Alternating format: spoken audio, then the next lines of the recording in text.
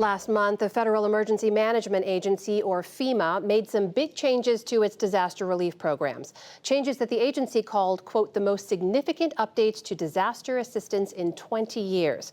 Among them, expanding access to money for food, water, and other essentials, funding immediate housing needs when people can't return home, help for repairs not covered by insurance, reducing paperwork required for temporary housing, and more. For more on what these changes mean, I'm joined now by FEMA Administrator Deanne Criswell. Welcome back. Thanks for being here. Thanks, It's great to be here. So, as you know, FEMA's long faced criticism, long before your tenure even, for being slow to respond in disasters, bureaucratic to deal with. I guess the big question is, why couldn't many of these changes have been made sooner if they are so needed and significant? You know, I think, Amna, the changes that we made, one, they're transformational for sure, and we are extremely excited about them. But to make changes of this magnitude, it takes time. And part of the time was really spent listening to people that have been impacted by these disasters, whether it's survivors and communities or local emergency managers, state directors, hearing the problems that people faced. And I think that in the past, we've really approached delivery of our programs in this very generic one-size-fits-all approach. And what I've realized, having been a customer of FEMA previously and now in this role, you know, that everybody's situation is different and unique. And so we really spent a lot of time after I first started in this role understanding the unique characteristics and nature of each community and understanding what their barriers are. And then how do we make changes to those barriers? How do we pull them down so more people can access our programs? And it just took time. Can I ask you what role was played in pushing forward these changes in what we know are the growing frequency and intensity of more extreme weather events and the disasters that accompany them? Did that help push these changes across the line? I think that was really one of the driving forces of being able to actually get these moving forward and getting the people of our agency who have spent a lot of time thinking about the types of changes that were needed, really knowing that more people are impacted, right? We're seeing more people impacted. We're seeing recoveries become more complex. We're seeing them take longer.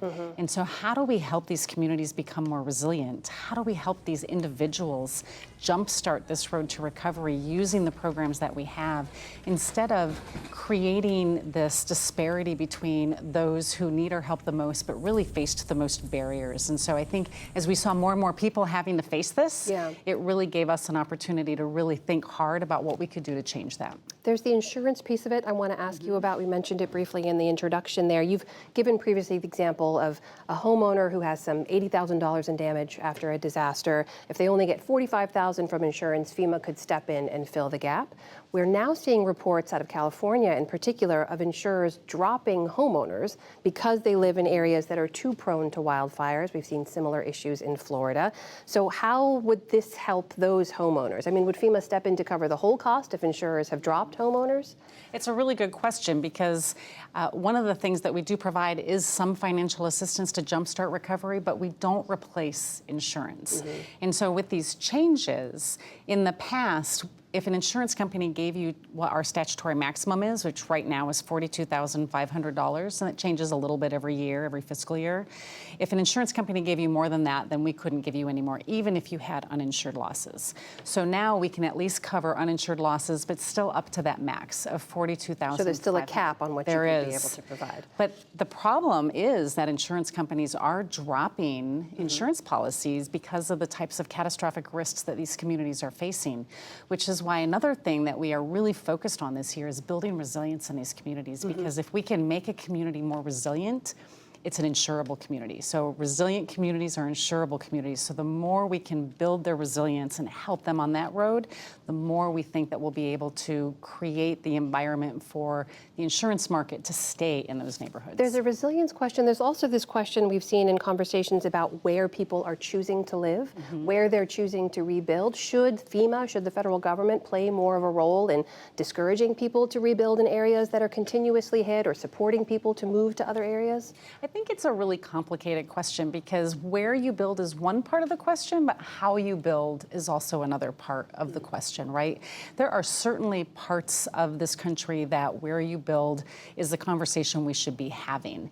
But sometimes it's just about how you build, right? Are we going to help you build in a way that makes you more resilient to the type of threat that you're facing? Like if you are in an area that is prone to sea level rise, right? if you're going to move into wildfire community, you know, how you build is going to make a difference. Or if you're going to build in the Midwest where we saw tornadoes yesterday, how you build makes a difference. There's the price tag, which is worth a second look as well. You said the expected new policies could increase federal disaster costs by some $500 million a year. We know these storms aren't getting less expensive.